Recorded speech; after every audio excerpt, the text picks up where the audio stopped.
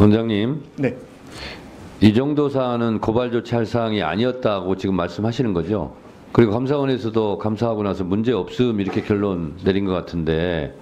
문제 없음이 아니라 이제 그 업체에 대해서는 해당 기관으로 하여금 적정한 조치를 하도록 발주청. 김건희 여사가 관련 있을 것 같으니까 이렇게 덮은 거 아니에요? 그렇지는 않습니다.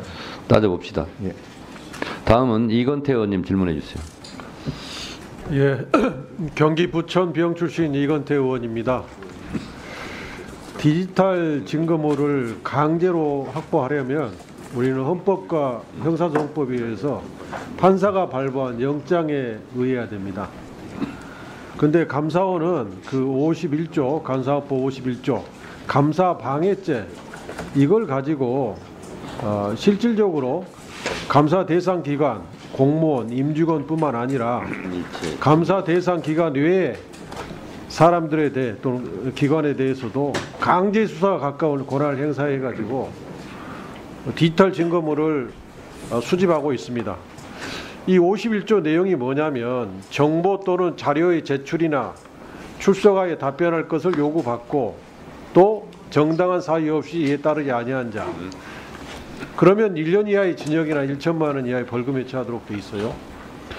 아마 국민들 중에서 감사원법에 이런 조항이 있는지, 감사원이 이렇게 무소불위의 권한을 가지고 있는지 아는 국민이 얼마나 되는지 잘 모르겠습니다.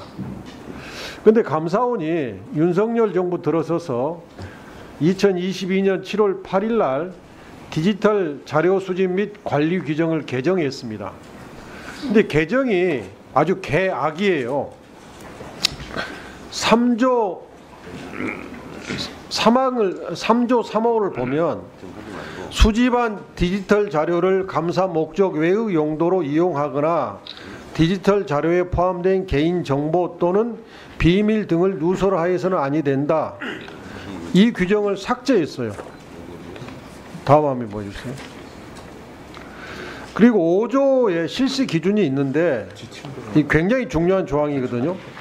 디지털 포렌식의 필요성, 보충성 및 관련성을 사전에 검토하여야 한다.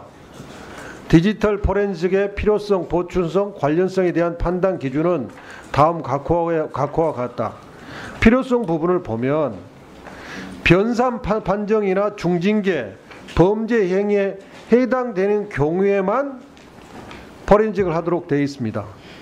또 보충성 규정을 보면 감사 자료에 대해 2회 이상 서면으로 자료 요구를 받고도 정당한 사유 없이 감사 자료를 제대로 제출하지 않은 경우 등 보충적으로 하도록 되어 있어요. 관련성은 정보 조작 매체 등은 구체적으로 특정되어야 되고 당해 감사의 목적과 관련성이 있어야 된다. 이렇게 규정이 잘 되어 있는데 이게 통째로 삭제됐습니다. 또 10조에 대상의 직무 수행과 관련된 디지털 자료를 선별하여 이미징하는 방법으로 제출받는 것을 원칙으로 한다. 이것도 삭제했습니다.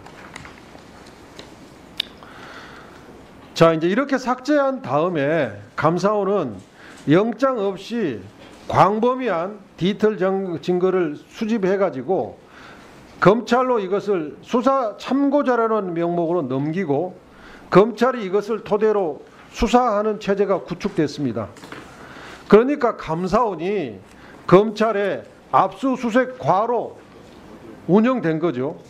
이렇게 됨으로써 윤석열 대통령 정치검찰 정치감사원이 하나의 정치 탄압 빅브라더 기구가 탄생했습니다. 도대체 얼마나 많이 디지털 포렌식을 시행했느냐, 2022년 대비해서 한번 보겠습니다. 2022년에 97건에 불과했는데 윤석열 정부가 본격화된 2023년에 462건으로 또 올해 9월까지는 256건으로 2022년에서 2023년 1년 사이에 365건이 폭증해서 4,800가 급증했습니다.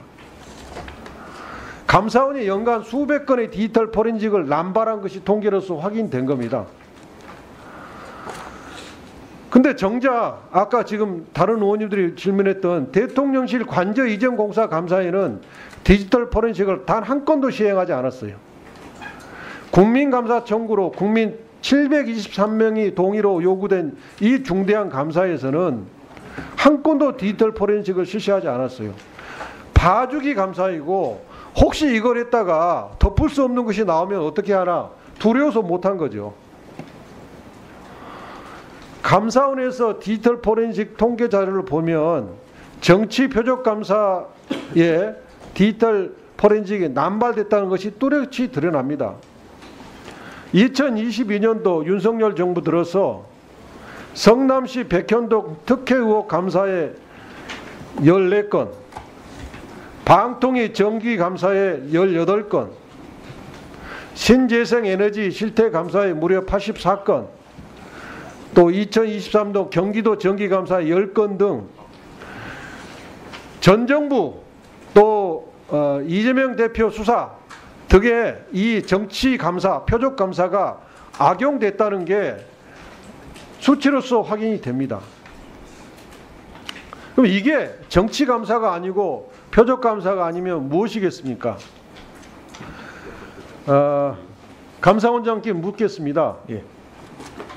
왜 국민 감사 청구로 시행된 관저 이전 공사에는 디지털 포렌식을 단 한 건도 하지 않은 것입니까? 이걸 답해 주시고요. 네. 또 두 번째 1부만 더 쓰겠습니다. 감사원이 검찰의 압수수색가로 운영되고 있다. 검찰이 감사원을 판사의 영장을 받아야 되는 것을 회피하기 위해서 영장 회피 루트로 사용하고 있다. 검찰과 감사원이 하나가 돼서 정치 탄압 빅브러더가 되었다. 여기에 대해서 감사원장님의 답을 듣고 싶습니다. 네. 일단 그 대통령 관저 좀 크게 감사에- 말씀해 주세요. 예. 관저 감사에 포렌식이 실시 안 됐다고 하는 부분은 저희들이 자료 협조가 제대로 안 될 때 포렌식을 들어가게 됩니다.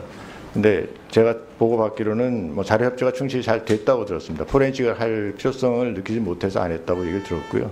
다른 감사에서 포렌식이 많았던 이유는 저희들이 요구한 자료를 대상기관에서 주지 않았을 때 그때 저희들은 꼭 확인을 해야 되겠다고 아까 말씀하셨던 보충성, 필요성, 관련성 그런 원칙에 따라서 아니, 저희들이 지금 하고 원장님, 있다고 말씀드립니다. 21g을 누가 추천했는지가 밝혀지지 않은 상황에서 포렌식을 했으면 21g을 누가 추천했는지가 당장 나왔을 건데 그걸 안 하셨잖아요. 21g을 누가 추천했는지는 저희들은 이번 감사에서 키포인트라고 생각하지 않습니다.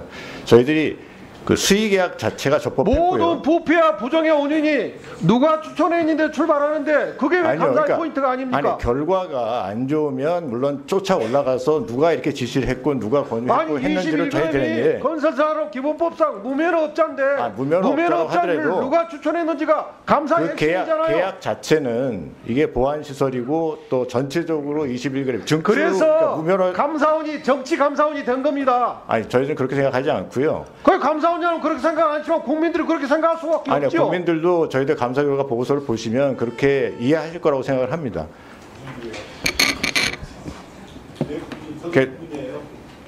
뭐, 네. 근데 또 위원님 말고 또 다른 국민들이 좀 많이 계시니까. 다른 의원님들은 질의응답하지 마시고요.